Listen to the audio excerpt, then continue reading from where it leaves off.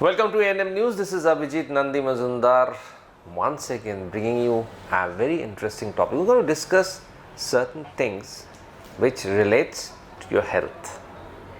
I know the big question about it is whether, which part of your body. I'm talking about heart. Health is where your heart is. I have with me Dr. Anjan Siotia. He's a sensational doctor, trust me. And of course, many have heard about him. Needs no introduction. Welcome to ANM News, Dr. Siotia. Thank you, sir. Thank you. Very first question that I want to ask you, what is reverberating, echoing in the minds of a lot of people? You have a pain in your chest, you have a heart attack, is that correct? Not necessarily. Most pain in the chest are not due to heart attack. But yes, heart attack is the most important, most significant, most dangerous cause for pain in the chest. So if you have pain in the chest, you must think about, this could be heart attack, and you should seek medical help and rule it out. That's the most sensible thing to do. Sensitive thing. Now, people are very panicky and scary about attacks and strokes and things like that. So if you can just elaborate on some finer points, finer disciplines, and how to and what they need to do and what they need not to.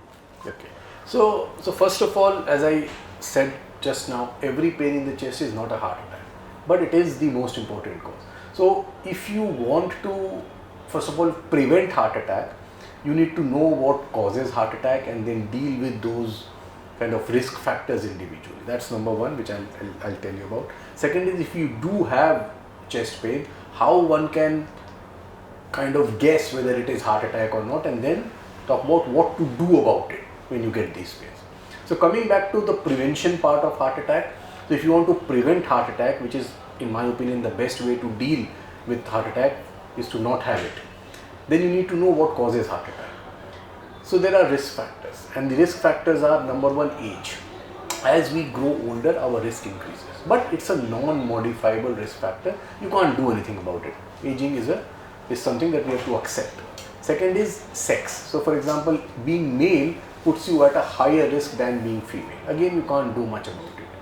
Third is family history.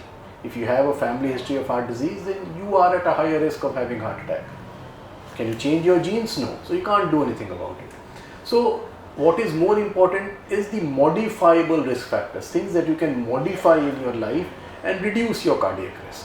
And these modifiable risk factors are, number one, smoking, number two, diabetes, number three, high cholesterol, number four, blood pressure, number five, lack of exercise, number six, obesity, number seven, stress. These are the common ones. And by addressing each and every one of them, for example, if you're a smoker or if you consume tobacco in any form, then stopping that will reduce your risk. If you are a diabetic, then controlling your diabetes with adequate medication may reduce your risk. If you have high blood pressure, control it. Stress management, weight reduction, healthy diet, exercise, all these will have a positive impact on reducing your risk of heart attack. Now, you can never reduce anybody's risk of having a heart attack to zero. Even people without risk factors, even people who exercise, eat healthy can also have a heart attack. But you can significantly reduce it from whatever it is by adopting a healthy lifestyle. So that's the prevention part. Now, if you have a heart attack, if you are unlucky enough to have a heart attack in spite of whatever you do, then first of all you need to recognize the signs and symptoms of heart attack. It's not always easy. In my practice, I have seen doctors getting heart attack themselves and not being able to diagnose it. Okay, so it's sometimes very difficult for lay people to diagnose a heart attack. Almost impossible. But the classical symptom of a heart attack is chest pain, which is central. It's not here, there usually. It's in the center of the chest, but it can radiate to the left or right side. It can radiate down to the left arm or sometimes the right arm, to both shoulders, to the jaws, to the back sometimes. So this is what the pain is like. The pain is not a sharp pain. It's not like somebody stabbing a knife, but it's more like a heaviness. So they feel a compression. Some people will say an elephant sitting on the chest, or a belt being tightened around the chest. So that's how the pain feels like. Or a different kind of pain. Yeah. again, different people perceive it differently. I am telling you what is written in textbooks of cardiology, the constriction, heaviness. But interestingly, in India, a lot of people who have heart attack and come to us, they all say, oh, I have gas. Everybody thinks it is gas. In addition to the pain, people can get breathless, they can get sweating, they may feel sick and vomit. So these are the signs of, I would say, symptoms of very severe forms of heart attack. Milder forms of heart attack may not have all these symptoms and may have some vague chest pain or abdominal pain or gas, as some people say, and it still may be a heart attack. So what I am trying to say is, it's not always possible, or I would say most of the time it's not possible for anybody to say with surety that this is a cardiac pain, this is a heart attack pain. So what do? So the best way is to go to the nearest hospital that is equipped to deal with a heart attack. Go to the emergency, get an ECG done. And herein lies the problem in our country, because people are scared to go to hospital. They think that they go to hospital will keep them there, do hundreds of tests, unnecessary procedures, etc., etc. So they don't want to go to hospital. But the most sensible thing is to get an ECG immediately, and if required, a simple blood test called troponin. So these tests can at least rule out big heart attacks. Sometimes small heart attacks may be missed, but they can be dealt with later. They can be, diagnosed with other means. But a simple ECG at the time of pain is a very, very good test.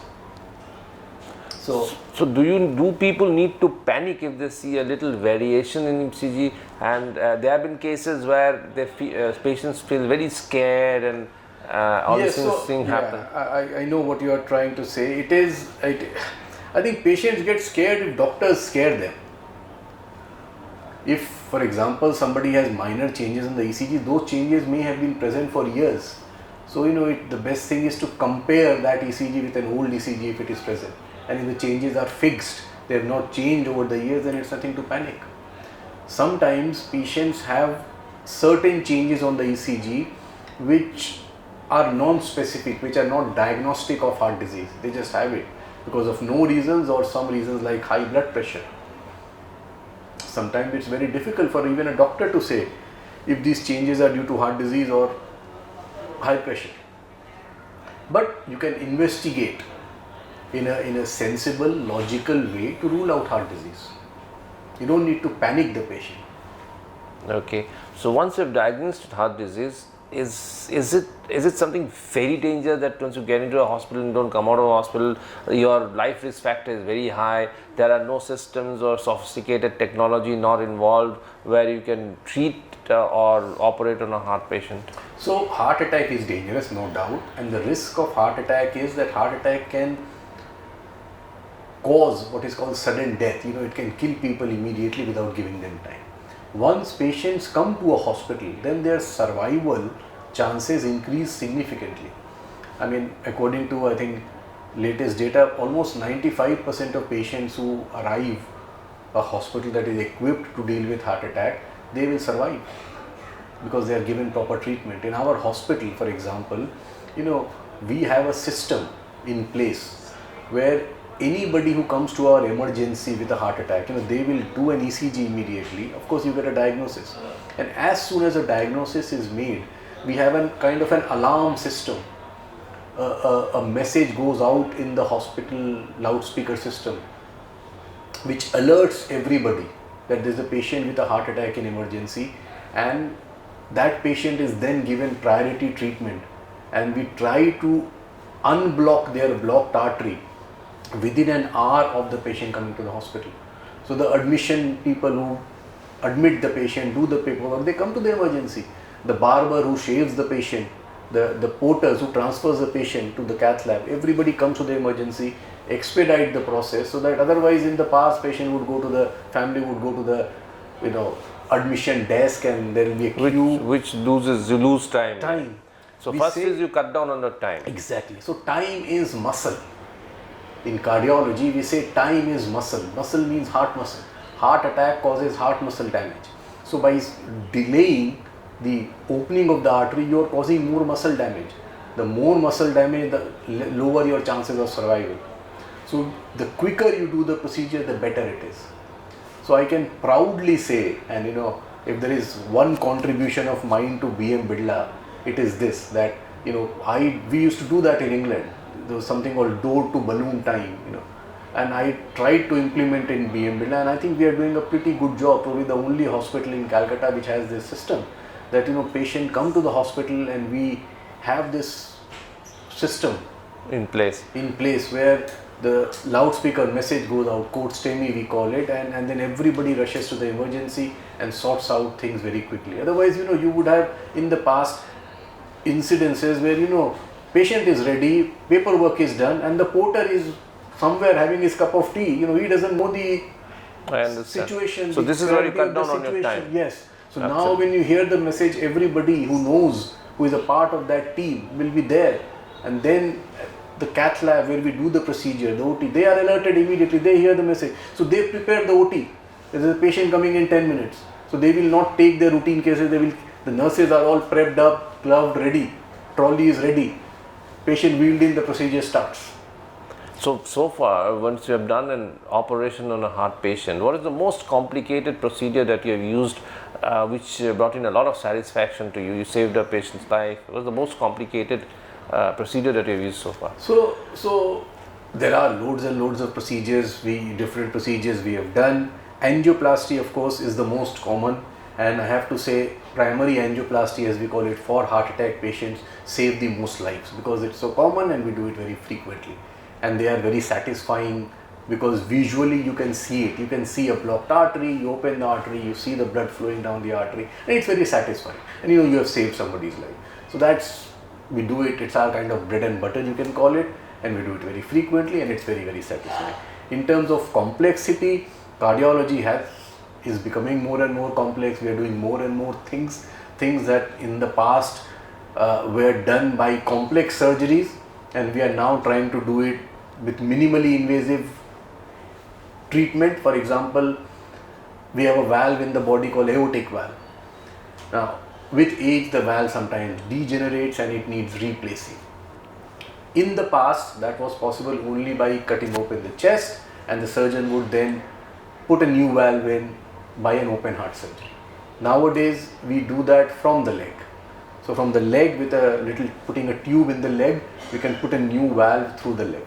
So we are doing that surgery increasingly more and more these days, and BM Bidla is one of the pioneering centers for that kind of procedure. It's called TAVI. So I'm told I'm probably the highest operator of TAVI in Eastern India, and it is quite satisfying when we. And it's safe and inexpensive. It is expensive, but it is safer than open heart surgery. See, any new technology that comes into the market is expensive, but it is now cheaper than what it was 5 years ago, and I am hoping that in years to come it will become even more cheaper. So in such a situation, when a patient comes in and after a very complex surgery goes back home, what is the recovery time, what is the recovery rate, and in such a situation, what will you advise the patient? Which situation are we talking about? The heart attack or the TAVI? Post operative. After most of our procedures, we do it from the wrist or from the leg. The patients usually are walking the next day. So for example, for TAVI, the patients usually walk the next day. In 2 to 3 days time, they go home and then they lead a normal life after that. For heart attack patients, when we do an angioplasty, we advise patients rest because heart attack means heart muscle damage. So we advise patients kind of less physical activity for a month. They can still walk in 2 days time and they are okay. But we don't advise them strenuous activity for a month, and after that they lead a normal life.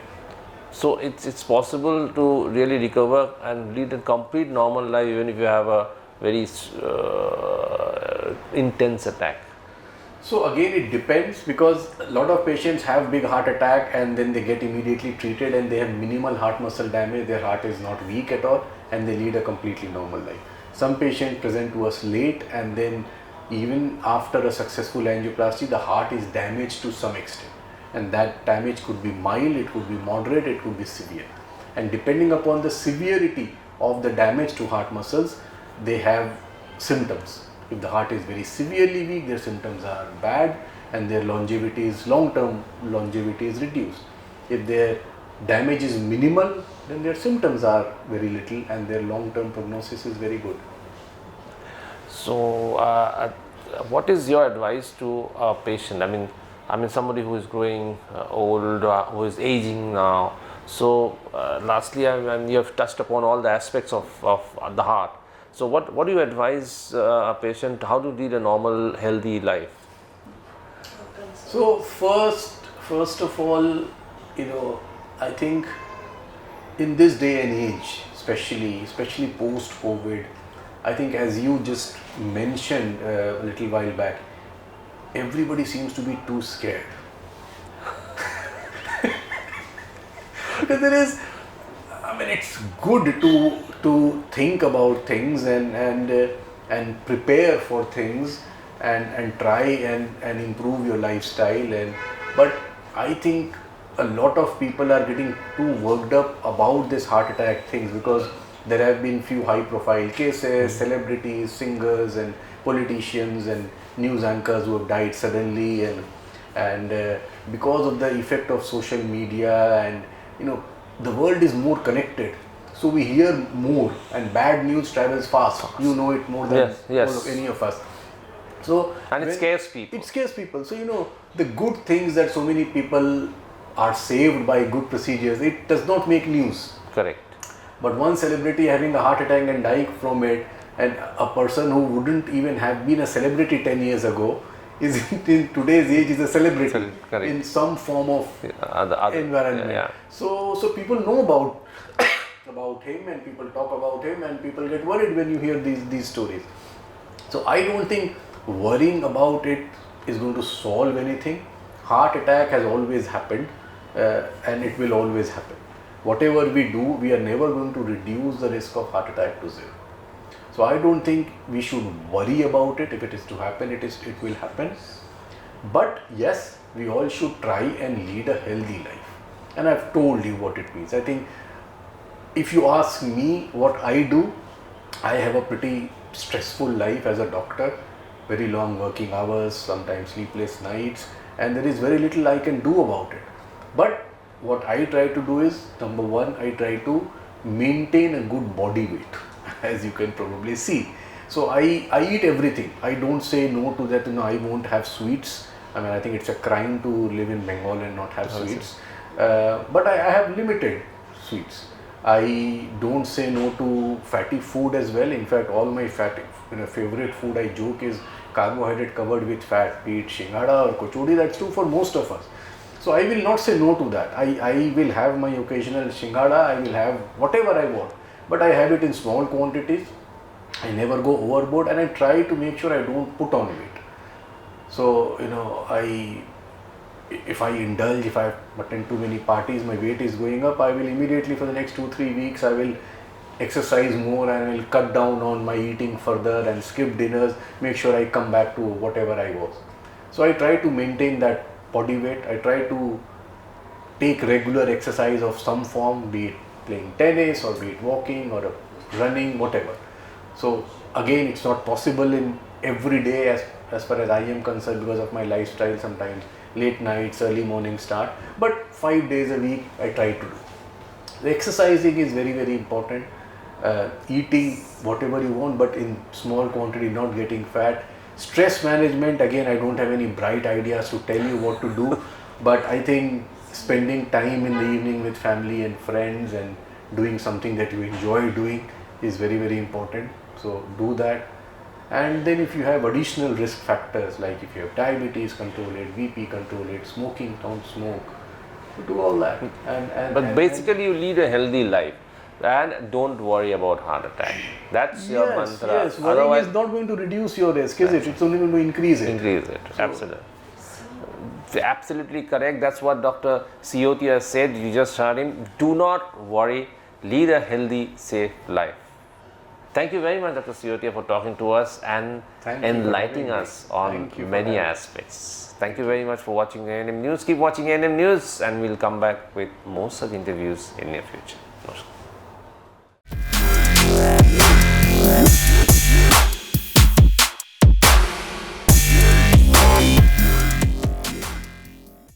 আরও খবরের update পেতে subscribe করুন আমাদের YouTube চ্যানেলটি আর bell আইকনে click করুন notifications পেতে।